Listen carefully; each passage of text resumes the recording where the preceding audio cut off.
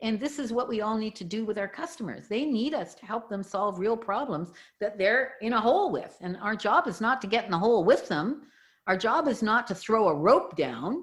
Like if you throw a rope down, you have to do all the work to pull them up. Our job is to make sure we throw them a ladder and that they're motivated to climb up the ladder. Welcome to Your Intended Message, the perfect place for leaders and promising professionals who want to convey the intended message for greater success. Every week, we interview experts who address the challenges and best practices to deliver your message effectively. That might be one-to-one, one-to-few, or one-to-many. And perhaps the most important conversation, one to self. I'm your host, George Torok. My guest today is Shelle Rose Charvet. There's 3 facts you should know about her. 1, she is an expert in influencing and persuasion. She's the author of the book, the best-selling book, Words That Change Minds. And that book is now available in 15 languages, at least 15 languages at the last count. Second fact, Shelle works with organizations around the world. And these days, she also works remotely to help them understand what really motivates their clients. And the third fact, Shelle currently lives in Hamilton, Ontario, Canada, and she spends time in Berlin because her hubby is a Berliner. Along the way, she's also learned, she speaks English, French, Spanish, and she's working on her German. Guten Tag. Guten Tag für dich auch, yeah. I've got a ways to go on the German, but I'm working on it, yeah. Good. All I remember is the most important phrase which was Ein Bier bitte. Yeah, well, it depends what your priorities are, doesn't it? Yeah. Shelle, glad to have you on the podcast with us today. In your book, it's about influencing people, and I can't think of a more important role for communication. And we use communications for entertainment, but what could be more important in influencing others? What key mistakes do you see people making a lot when it comes to attempting to influencing others?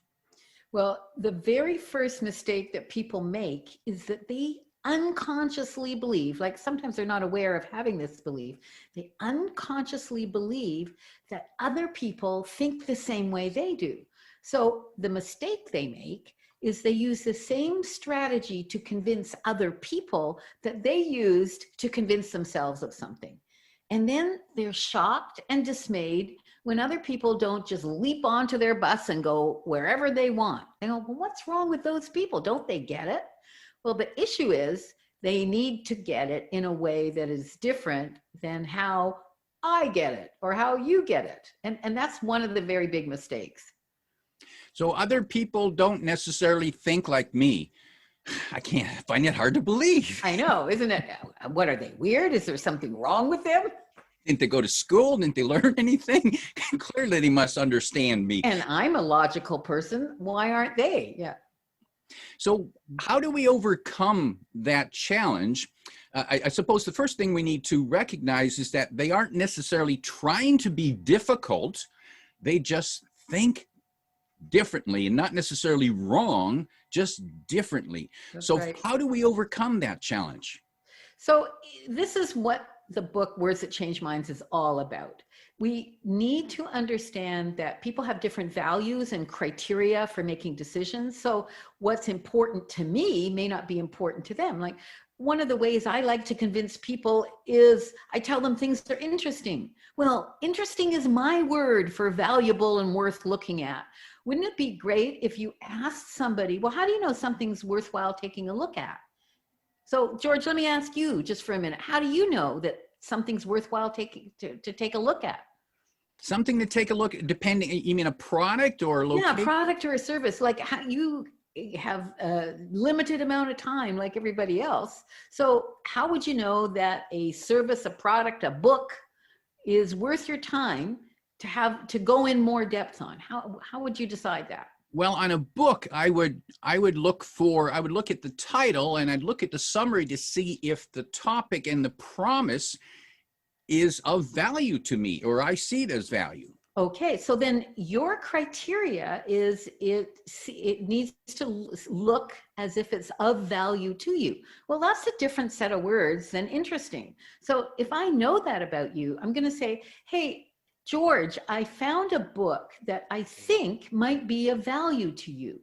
Now, you're probably more likely to be interested than if I said, hey, George, I found a book that I think might be interesting for you, right? Good So point. Now, and that just hit me, Shelley, so clearly because, yeah, I told you the truth. I want a book of value. I love to read, and if you told me this book is interesting, I don't care. whereas you'd get all my attention if you said that, right? I'd go, oh, okay, let me look into this. And you'll also know I did something else. I didn't tell you you should look at it because it's of value, because that's what I call command language. Most people do not want to be told what to do, even if you've done it indirectly. So if I say things like I suspect, or I think, or you may, it's an invitation rather than a command. And see, the second mistake that I talk about is that people get enthusiastic. And there's nothing wrong with enthusiasm, except if you do it on someone else, maybe they don't want you to decide for them whether they're going to like something. So inviting somebody rather than saying, oh, you're going to love this book, or this is exactly the thing you've been looking for, or you need this, right? These are all kinds of words that close minds rather than words that open minds. That's true. Yeah. Yes. When people tell me you should do this, especially people in the family. Yes, exactly. I just shut down. I don't want to know what they think I should do. Yeah. And this happens in meetings at work all the time. You know, someone raises an issue and they say, okay, we've got this challenge coming up. And then someone gets a bright idea and says, I know what we should do. Well, the word should just slams the other person's brain closed and it's off the table, even if it was a good idea. And the other person's saying, it was a good idea. Why didn't they take it? Well, we have to be careful about how we offer suggestions to other people, because people don't want to be talked down to. They don't want to be bossed around. They don't want to think that somebody's telling them what they should do as if they didn't already know. So we have to be careful. And the language of suggestion and invitation, in my experience, works much better.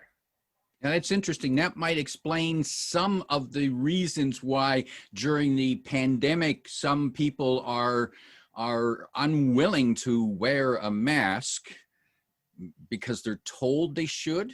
Well, you know, it's very interesting looking at the anti-maskers and the anti-vaxxers and the anti-this and the anti-that. I think there's a real difference in values to start with, but I think you're absolutely correct. The more command language used, the more certain people resist. Now, these same people stop at stoplights, drive on the correct side of the road, eat their vegetables or whatever it is. And yet, when it comes to some things, because it crosses their values the wrong way, they're completely closed to it. And part of it is the command language. It triggers something into them. And, you know, we don't know their past history. We don't know what traumas they've lived through, why these things are triggering that. But one thing we do know is that people that are very, very convinced of their rightness it's very difficult to open that box again. It takes an awful lot of effort, and you can't do it in one phrase or one sentence or one anything. It's a whole process to open people's minds that are that firmly convinced of their rectitude, their rightness. You know, that's one of the things that people often do is they fling themselves at a closed door, and you just get hurt by doing that. And we need to strategically think about who can we be more convincing of and who can't we? And I know in society that brings up a whole pile of other thoughts. Yeah, but what about this? What about that? But if you think about who do you have the best chance of being convincing to, then that can help your strategy in your personal life and in your business. Like, who are the people that are the most willing to listen to you? You know, as a general influencing strategy, who are the kinds of clients that are likely to say yes to your service or product offerings sooner? And this is one of the things I help companies actually figure out. who are the people that are the most likely to say yes the quickest. In searching for who the people are most likely to say yes to working for us or buying from us, is that a matter of finding people who think like us, or is it trying to understand those people better? Or is it a combination? It's well, sometimes you don't want the person that thinks like you. Like if you're very goal oriented and you have a very positive outlook and you're very goal focused, one of the downsides of that, you may be thinking downsides of being positively goal focused, is that you can be a little bit naive as to what are the problems that are about to happen. Now, I've been an angel investor. I'm on the board of a couple of companies and a couple of nonprofits.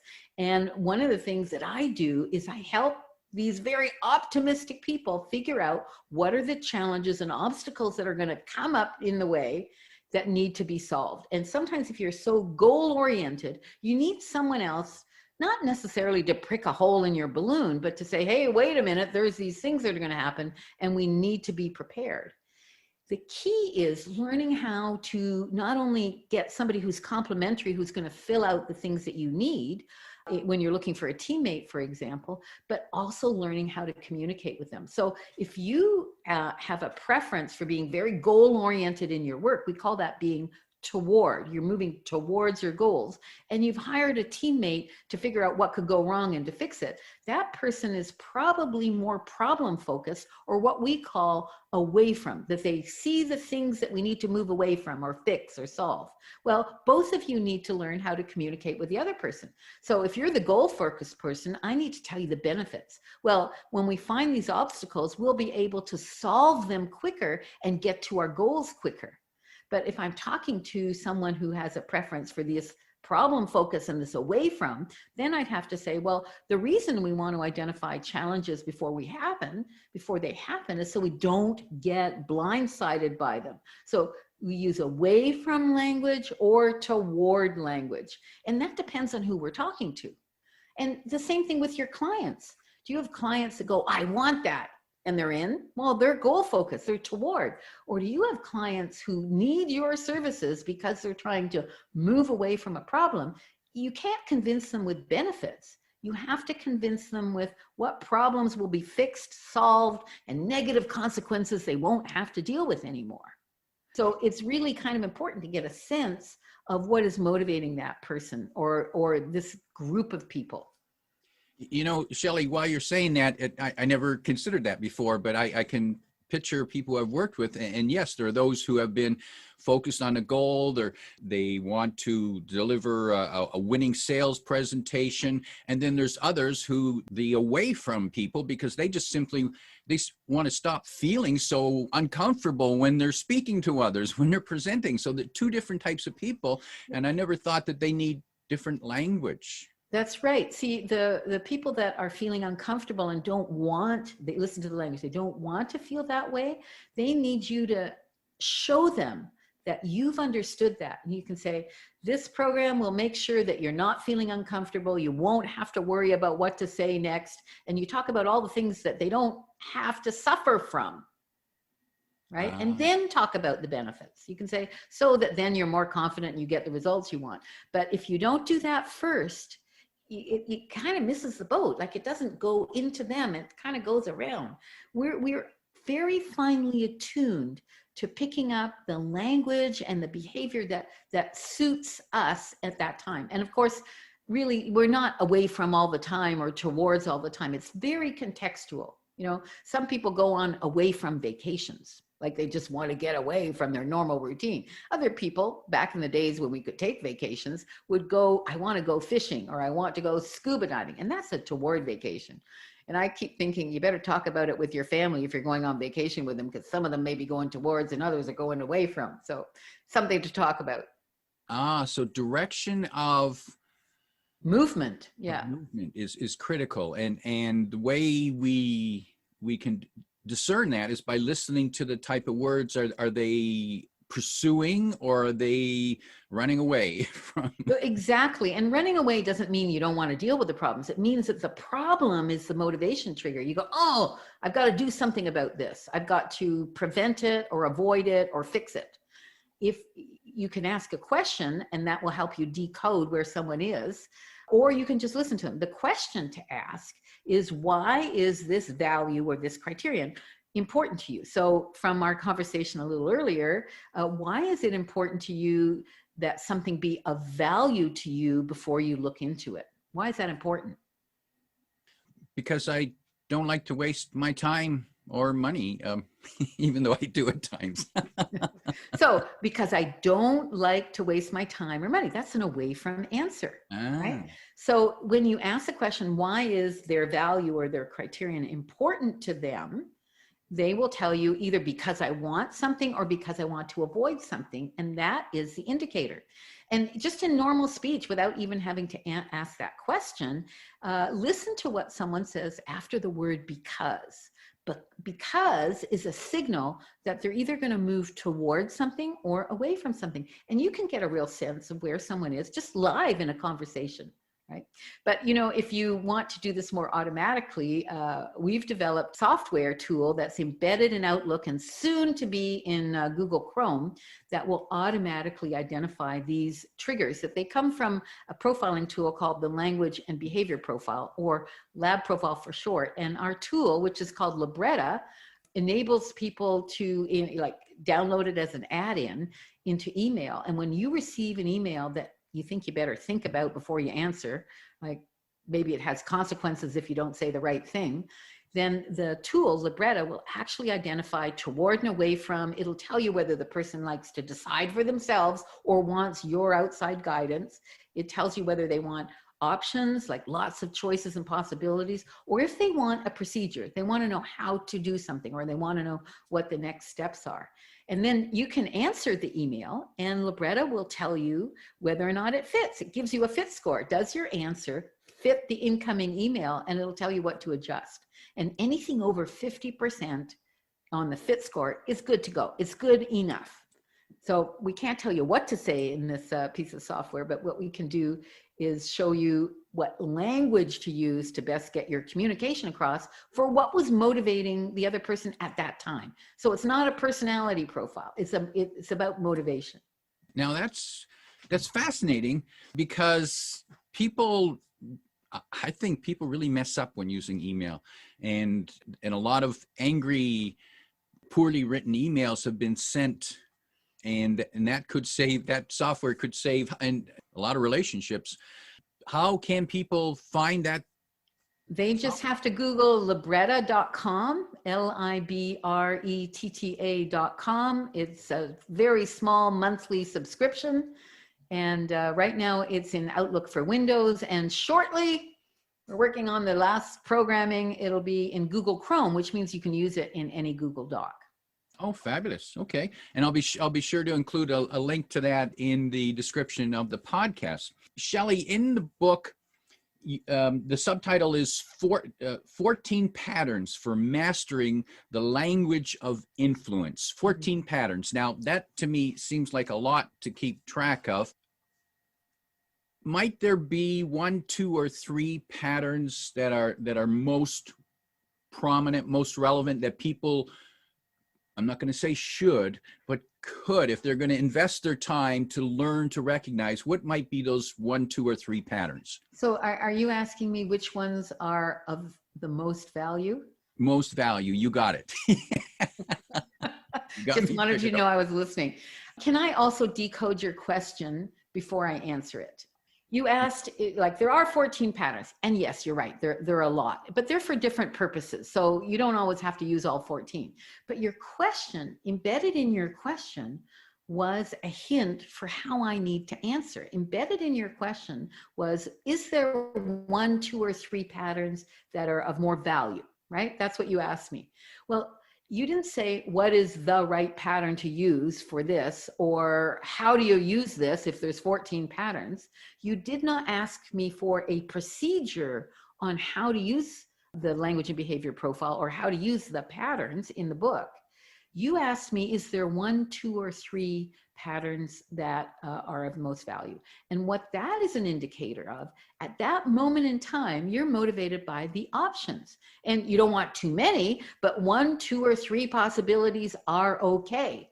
Now, if I were then to tell you, well, here's how you use the lab profile, and this is why these patterns are important. I'm not answering your question at a below conscious level. I'm not answering the trigger that you gave me. I have to start by telling you the possibilities and the options.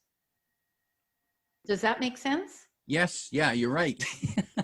I'm analyzing, running back the tape and analyzing what I said. Yes. And you got it. So then here's how I need to answer that question. I go, well, yes, there's a few options. There's a few possibilities that are actually more important. Okay, Shelley, I'll interrupt you and I'll just decode what you just said. When you said there's a few, right off the bat, you attracted my attention because I only want a few. and that's what I was looking for. So you addressed my need by using that word, and I'm willing to listen, as opposed to if you'd come back and say, well, George, all 14 of them are important, I would have shut down. Yeah, exactly. So you want options, but you made it really clear you don't want too many, right? So there are a couple that are really, really important. The toward and away from we just talked about is very, very important. Do you know there are lots of conflicts between people, organizations, countries that are moving in opposite directions? So I would invite people to listen in any strategic conversation. Is the person you're talking to or the group you're addressing trying to get rid of or avoid or solve or fix or prevent something, or do they want something? And to make sure your language matches this goal orientation, the benefit, here's what you'll get, here's what we're trying to achieve, or if we fix this, we won't have to deal with this problem ever again. So begin to do that triage already in your language. Think about your audience. Who are these people? How do I get to their bus stop? And I like to think of it in terms of bus stops. So I'm at my bus stop, my audience, whoever that is, my colleagues, my family, my potential clients, my current clients, they're at their bus stop. So my job is to figure out how to get there. And we can do it linguistically and behaviorally by using language and behaviors that help them get to where they want to go or get away from where they don't want to be. Now, in the world of sales, I want to give you one little tip about that. People make decisions, generally speaking, because there's exceptions, faster when there is an urgent problem to solve rather than a goal. I mean, think about your daily life. You know, you get your email in the morning. Which ones do you answer first? The ones that are screaming at you that are an emergency, rather than the ones that are important, that are going to get you to your goals. We always do emergencies first. So in terms of sales, there's a shorter sales cycle if you can figure out what are the problems that someone has. Now, you hear that all the time in sales training, but then you have to go to the next step and make sure you use that away from language. So the toward away from, that's one. And there's another one I'd like to talk to you about, and I've mentioned it briefly before. That's internal and external. If someone is in internal mode, it means they want to decide for themselves. They don't want to be told what to do. They like to be asked for their opinion, and they want to decide for themselves. So you forget the shoulds and you should, I have some feedback for you, or everybody's doing this. Doesn't work. You offer them information and invite them to decide so that they could decide for themselves. So I've been reading a lot about this language and behavior profile stuff recently. Stuff is not a word to use. Material. I can hear Patricia Fripp in my head saying, don't say stuff. Yeah. Anyway, I've been reading a lot about this material, and I found it of value to the work I was doing. I'd love to know what you think about it. Can I share some information with you and find out what you think? Now, that is so much more powerful for someone who wants to decide for themselves rather than, oh, I've got great stuff for you. You're going to love it. And you'll find it really useful in all the things you're doing. It's like, I'm deciding for you. And that doesn't work if the person has gone internal. And, you know, that's interesting. One of my pet peeves is when I'm listening to a presenter, a speaker, and one of the phrases they use is, oh, I just love this quote. I don't really care. Yeah. It's about them. They're not let me decide if it's any good. So how would you rephrase that just in the light of what we've said? Oh, how to deliver that instead of saying, I just love this Hmm. quote. This quote, you might find this quote helpful or useful. You might find that it illustrates the point. Exactly. You might find, or here's a quote, and you might find it useful for, right? But inviting them to decide, you may find, you may not like it, or you may find it useful, like their choice. You know, recently in direct marketing, there's been a lot of studies about how to get an increased response rate. And they found that if you end a sentence with, but it's up to you, you don't have to do this, but it's up to you, increases the number of responses you get. Well, why is that? Well, because people want to make their own decisions in certain circumstances, and they don't want to be told they have to do this. So you could say we've had lots of pickup on this. Lots of people have taken us up on our offer, but you don't have to do it. It's up to you. If it works for you, take it. It's very powerful language because people want to be able to choose in many circumstances. Now, but we don't always want that. The other pattern in this continuum is external. And that's when you're not sure. Like sometimes, like right now, I'm speaking directly into the camera. I have no idea what I'm looking like. So I want to have some feedback to know. So George, is this okay? Is Yes, it what I'm is. doing all right now? You bet.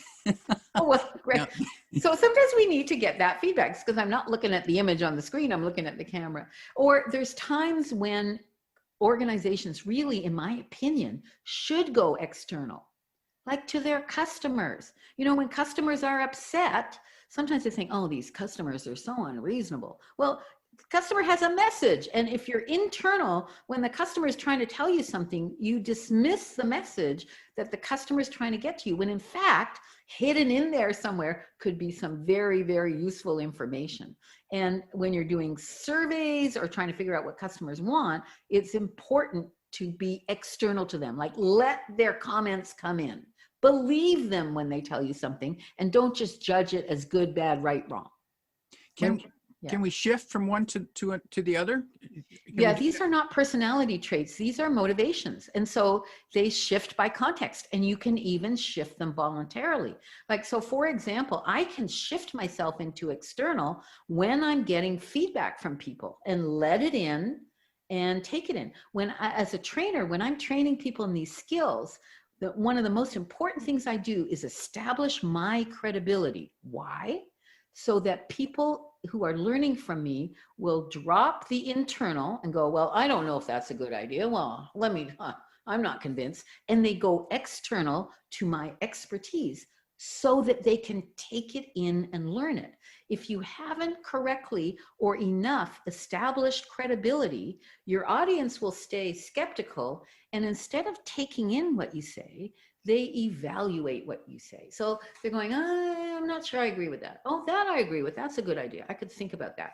But this is all intellectual. They're not letting it in. So that's why being credible is so important. And, you know, it's different for men and women and also for people of color because white men are assumed, I'm making a generalization, to have credibility, and women and people of color have to earn it still. But if you're not thinking about how will I ensure that my credibility is established with a group, you can make some big mistakes there too. Because if you're trying to be persuasive, you want people to believe you. And being credible, as well as likable, of course, will help you be more believed. What do you think? I mean, that's what I think, George. What do you think? And that certainly makes sense to me. And I'm glad that you asked my opinion because I have a need to express it. Because here I am talking to an expert that I want to be seen as having some opinion of value as well. Isn't that funny? I find that curious. We could dissect this conversation. We could. And there a value came back again. And that's key. Most people repeat their values over and over again. So if we really listen to what somebody comes back to, we'll know what is motivating and important to them. And if you can reflect that back to a person, they will have a deep sense that you do understand them. Some people are afraid, well, aren't they going to think you're manipulating them? And I think there's a big difference between manipulating somebody and influencing them with integrity. Anybody can try to be manipulative and try to convince somebody of something, But then we often are trying to put our stuff on them, and people may not necessarily be aware of what you've done, but the trust level goes down. And so what do you really want in relationships? You want to increase trust or decrease it? And so listening and reflecting back to a person that you get what was important to them can increase trust. Now, how you do that, it also matters. And what you do with their values once you've understood them, that also matters. So to increase trust, we listen to the patterns, the words, and use the same words or similar words. In terms of criteria and values, use exactly the same words. You know, in this 80s and 90s, I was a communication trainer. I started in the early 80s, and we learned a technique that's called active listening. And the definition of active listening is paraphrasing back to the other person to check that you understand what they meant and to communicate to them that you're making a good attempt at understanding. But we now understand that the words someone uses are the words that resonate for them. They're meaningful for them. They cause an emotional trigger. So if I change your words, it's not quite the same. I'm much better off to understand the words that you emphasize, the words you repeat, the words you come back to, and show you, at least at an unconscious level outside of your awareness, that I'm going to get what's important to you. And that's why it is important to play those things back rather than just answer somebody's question, right? They want to know you got their answer first. Shelle, what if the words that the other person is using and the phrases are negative? Do you repeat the negative words? Talking about a special case here, and I want to go into this special case. Sometimes people are in a negative, stuck state. I'm hopeless. Nothing's working. And you don't necessarily want to reinforce that. It's like pushing them deeper in the hole. And we all know that you can't get out of a hole by digging. You only get deeper into a hole. And I don't know why we have that silly expression in English, dig your way out of a hole, because we can't. But so they're in a stuck state. Let me give you an example. Someone is unhappy with their relationship with their boss, and they tell you, my boss is a jerk. Well, and this comes from Connie Ray Andreas's work on verb tenses. She said, when someone uses that universal present, my boss is a jerk, what they really mean is, in the past, my boss was a jerk. In the present, my boss is busy being a jerk. And for the foreseeable future, my boss is going to be a jerk. Now, if I'm saying that, there is no mental space for anything to change. And your question was quite right. Do you want to reinforce that? You do, but you want to put it where it really belongs, in the past, in the up to now. So what you could say to the person, so your boss has been a jerk. Has been goes right up to the present time. And then you want to find out, is there any mental space for something else to occur? And you test. And so you say, so your boss has been a jerk. Is that right? If the person says yes, it means that at an unconscious level, they have agreed to put it into the past up till now. And there's a vacuum. There's space from the present to the future. Now, don't wait too long. Ask the next question, which is outcome focused. Well, what kind of relationship would you like to have with your boss? And then you can get them to develop a representation of a relationship. Well, I'd like it to be like this. And then you can talk to them about how they might do that. So that's a way of making sure you go to their bus stop, but that you be helpful. You know, people who are stuck, they don't really want to be stuck. It may look like they want to be stuck, but they don't really. And we can help them by using that has been. You have been having this issue. This issue has been bothering you. If you say it was bothering you, that's not credible because it's too far in the past. So in the up to now. Does that make sense? Yeah. And I see the difference between has been and versus was, and certainly the difference between has been versus is. Yeah. Because too many of us, I've heard, probably done the same thing, said, this is the situation. Well, maybe it has been, but it doesn't have to stay necessarily that way. That's right. And you don't want to commit a negative future. You don't want to commit to a negative future. And so I invite your listeners, I invite people watching this to begin to listen for that universal present. If someone is saying this problem is an issue for us, there's no mental space to solve it because they've covered all the time frames, past, present, and future. And that's why reframing it for them by repeating back their words. So this has been an issue. Is that right? And that key sentence, is that right? Is you are asking the person to recode how they put the problem into the immediate past. Now, if they disagree with you, they go, no, it is a problem. Say, tell me more. They just need to get the rest of it off their chest. And we have this lovely expression, off your chest. In French, we say, vide son sac. You have to empty your bag. And it's true. If there's a lot of negative stuff going on, it's hard to get to something else until you unload all that. So they are not quite ready yet. Get them to tell you more. And then you summarize that in the up to now. So, and this and this and this has also been an issue for you. Is that right? And you wait until they're ready. And then you go, okay, well, I'm wondering, how would you like it to be? Like, what would you like to have happen instead? And you have a look of curiosity in your tone of voice and on your face, and help them develop that representation. Great for families. This is great for teams. And this is what we all need to do with our customers. They need us to help them solve real problems that they're in a hole with. And our job is not to get in the hole with them. Our job is not to throw a rope down. Like if you throw a rope down, you have to do all the work to pull them up. Our job is to make sure we throw them a ladder and that they're motivated to climb up the ladder, not keep sitting in the hole waiting for someone else to come in and sit there with them. Right. So it could be as simple as recognizing the tense and changing the tense that changes the perspective. Yeah, absolutely. Absolutely. And most people are not aware of the language you use. They're thinking about what you said and what they said and what they're going to answer. So if you can do this, it's a very gentle way of helping someone out of a hole so that they can move towards where they want to go. Listen to my language, move towards where they want to go and not stay stuck. You just did both. You did the towards and the away from in the same sentence. So it's okay to do that. And is that the type, should marketers, should companies, when sending their marketing message, should they use both types of language because they might be attracting both types of customers? I think they need to test, and it's really important to test. And this is part of the work I do. One of the things I do is help companies identify with their key ideal clients, or avatars as it's called sometimes. What is the buying journey?